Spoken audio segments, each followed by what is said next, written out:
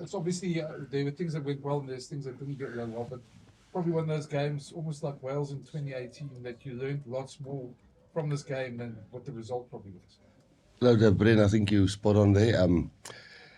If you win and you learn, it's much nicer than when you lose and you win. And I guess there was a stage since 2018 when we were losing, when we had to learn from who can do it, who still needs some work at this level. And then, you play a team.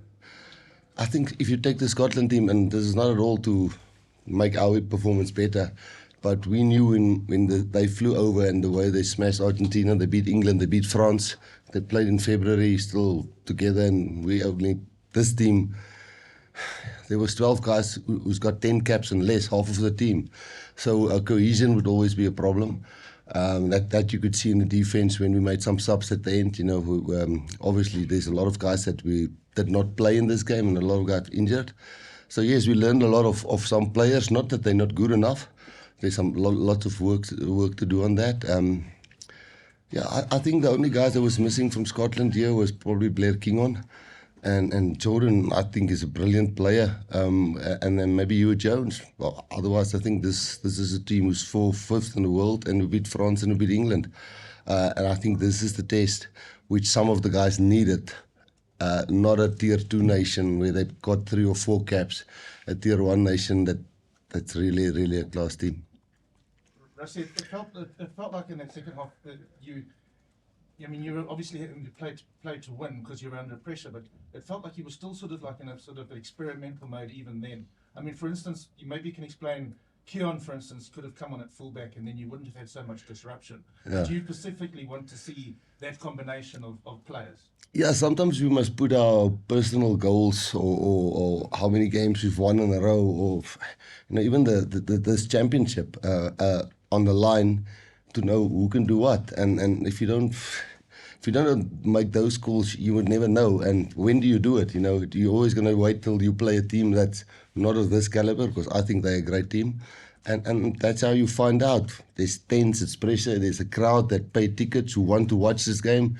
They don't know maybe all the players even that so well. They're not settled test match players. So for those guys to feel the crowd going quiet when it's going not that well, they must handle that kind of pressure. We in the coaches box must handle that. So yes, I think that's the only way that we can ever learn. Yeah. I'd like to know, obviously becoming the most capped coach, when you took over the role a few years ago, even though you changed the game, what is 1 or 2 things you think that changed in the last few years that was like unprecedented? Well, I said it last time.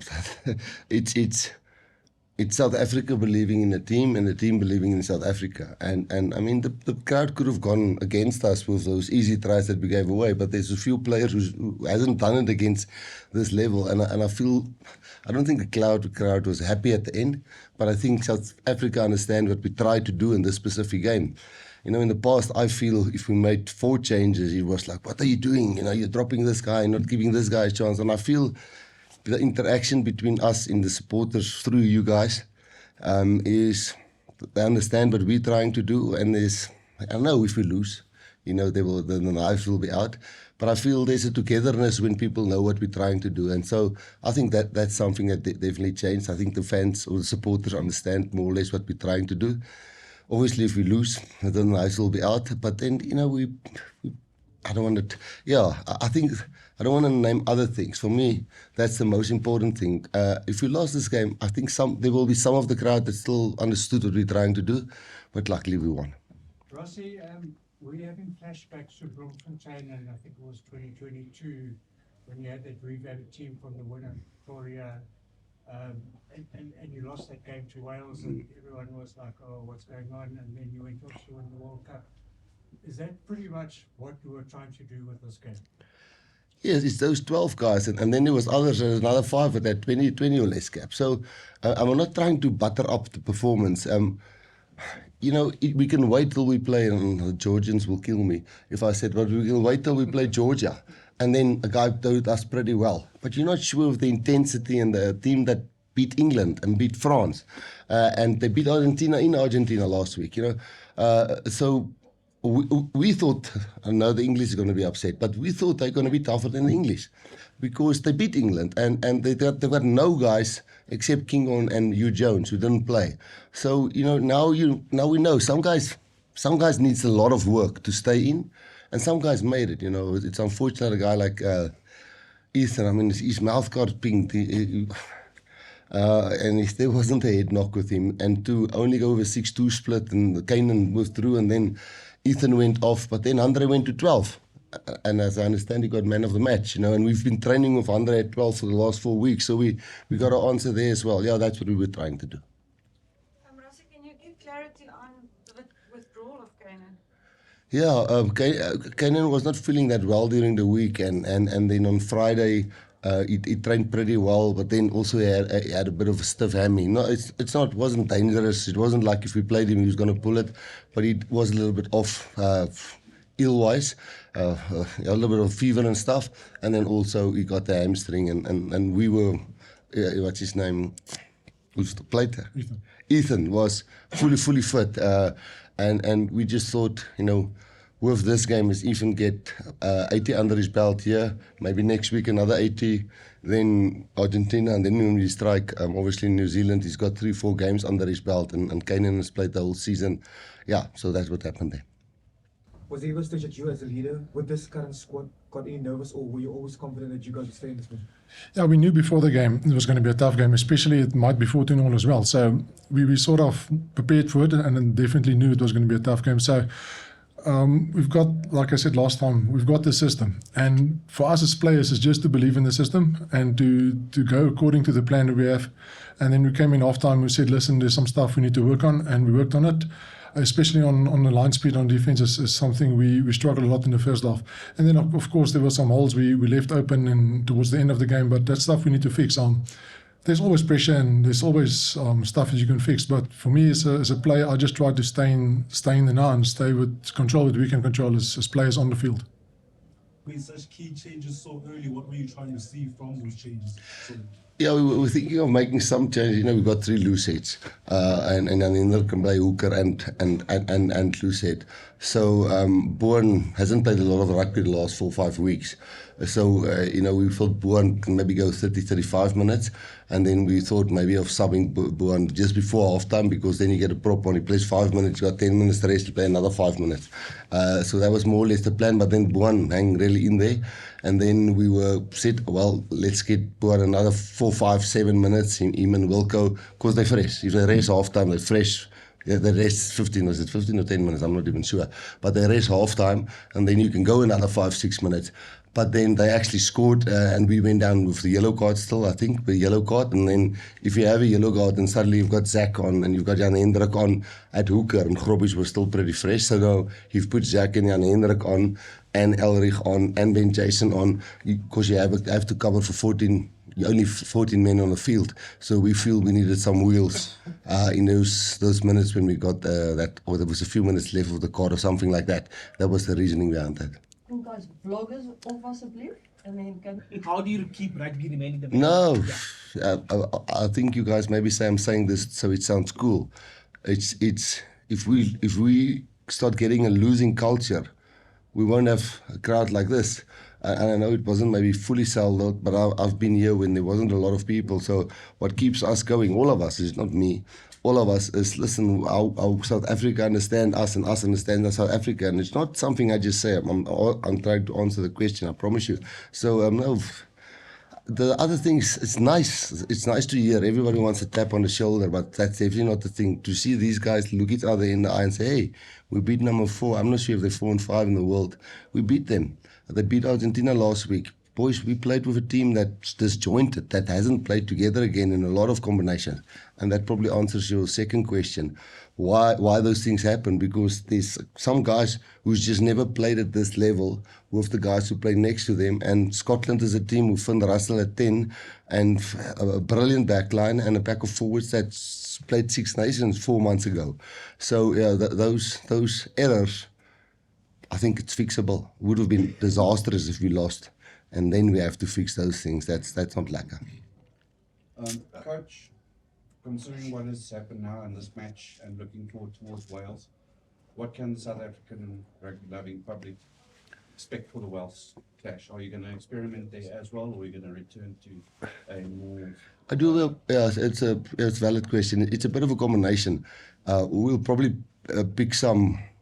I mean, when you walk out today and you see Ox there, and you see Malcolm there, and you see Eben there, and you see Sia there, and you see Loot there, and you see Sous there, and you see Jacobus Reinach there, and you think about Sasha, and you see Mani there, and Damien de Allende there, and you see Cheslin there, and you see Kirtley there, and you see Kanan there, and you see a lot of guys who's still outside, who's coming back, Mornay and those guys. You know, oh, we're taking a chance today. Not because the guys are not good enough, because they haven't played together. So next week will probably be some guys who return to fitness. I don't understand the Ethan Hooker concussion, really. I don't understand it. We didn't see incident and the guy's mouth got pinked. So hopefully I think he will be cleared. So to get Ethan through another couple of minutes, maybe give Jesse a rest. We'll see. Kanan might be full fitness. Maybe Kanan switch in at 13. We'll probably for next week Monday get Sasha into the group because he might be ready for Argentina or after Argentina for New Zealand. You know, Krappies, Morne van der Berg is really close to full fitness. And then a guy like Sia might be ready. Loot hopefully is ready. So it will be a combination of some guys coming back from injury and making sure we have more caps in our position when we run into the field, because today we were totally outnumbered by caps and experience. Okay, Afrikaans. Ja, kan Gavin, Rassie kan antwoord in Afrikaans. Rassie, just mentioned Andre Pollard going to 12, but how happy were you that he played the full, well, just about 80 minutes, and kind of contributed all aspects of the game? He kicked all his kicks, he took the ball flat on attack at times, he was very good under the hard ball. Given the sort of struggles he's had this year, how pleased were you with his display?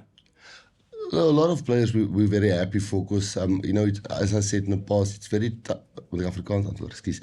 Dis baie moeilik om spelers altyd te waardeer wat hy by sy provinsie doen of sy franchise doen, want dit wat die franchise van ou verwag is miskien 'n bietjie anders as wat 'n mens by ons in ons span en ons stelsels en hoe ons dinge doen. Ek praat nie van die veld af, ek praat van 'n kicking system of 'n attacking system of 'n defensive system. Is baie anders. En Andre het hy was ons backup 12 in die game gewees en hy het op die ou en 12 toe te gaan nadat hulle vir Ethan afgehaal het. Maar ons wil ook gesien het wat kan Kean doen op 15 teen 'n baie goeie span. Ek weet Andre was man van die wedstryd en soos ons altyd sê, waar gaan hy nou ewe skielik op 31 swak speler word? So nie dat ek sê die Bulls se systems is nie goed nie, maar daar's als verskillende verwagtinge van 'n speler en verskillende stelsels. En ons voel Andre pas redelik goed in ons stelsel in en ek is baie bly vir hom dat hy goed gedoen het. Met dit in gedagte, hoe groot was daai 7-man scrum 8 meter van die lyn dalk in die 50ste minuut? Ja, dat is natuurlijk als het goed begin, 2 vinnige drieë gedruk en of nie vinnig nie, maar ja, 2 drieë gedruk in die eerste helfte wat vir ons goeie confidence gegee het en daarna het ons 'n bietjie foute gemaak. En natuurlijk die 7-man scrum, ek dink Daan gaan baie bly wees daaroor. Hy gaan trots wees aan. Maar ook daar was foute gewees in gedeeltes van die scrums voor dit gewees wat ons so lekker die hit kon kry nie.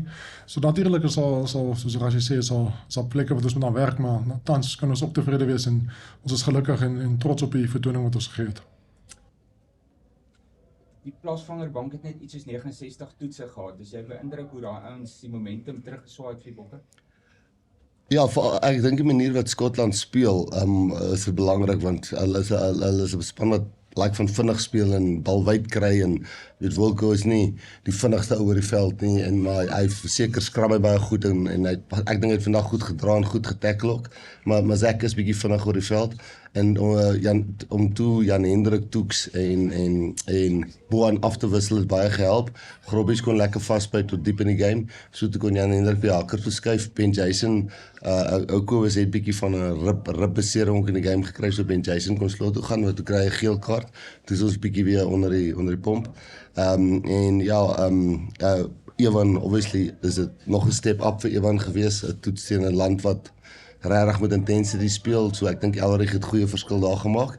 En natuurlik ek dink Ambrose het ook gevind seker dis bietjie 'n step up hierdie en hy het definitief gewys hy kan die step up maak, maar ons het bietjie meer leiding gesoek by ons 9 en 10. Nie 10 soos André spesifiek nie, maar ons wou André terug 12 toe skuif, so ons was tussen 2 minds wat ons daar wou doen, maar ons wil ook vir Kian sien. So ons het bietjie meer wiele op die veld gekort, ja. Lionel Messi? Rassie, baie geluk op die 55ste meneer. As jy tevrede met hoe die vertoning verloop het op hierdie mylpaal wedstryd meneer. En kan jy nog vir my sê meneer, wat is die situasie met Winston toe kan want ek het nie gehoor jy Hy het concussion gehad. Okay. As jy tevrede met hoe jou mylpaal wedstryd verloop het vandag meneer. Is dit verder om te sê jou span was behoorlik getoets vandag deur Skotland? Ja, definitief Bussie. Ek dink sonder twyfel en dit is wat ons verwag het voor die tyd. En ek dink as jy vir hierdie span gesê het maandag of laasweek toe ons hulle al gekies het, hoor julle gaan nie baie caps hê nie. Die backline het eintlik meer caps gehad as die forwards. En julle gaan teen 'n span speel wat Argentinië gewen het en die skor gaan amper dieselfde wees as waarmee ons vir Engeland gewen het. En daar was 2 baie sagte drie wat ons wil gegee het. Ek dink met alle eerlikheid hulle voor hulle 4de 3 dinge was 'n clear knock-on agter die rak gewees sonder om moeilikheid te probeer kom. Wat ek hulle dink nie teruggegaan het en op die TMO gewys het nie. Maar hulle mis maar baie keer sulke goed soos hulle met ons ook mis. Maar overall nee, om te wen en te leer is great en ja, dis maar wat ons uit die game moet kry. Die mylpaal en daai goeie is manne wat 100 toetse speel en as ouens wat 50 toetse speel, so ja, dis nie so 'n groot ding vir ons nie.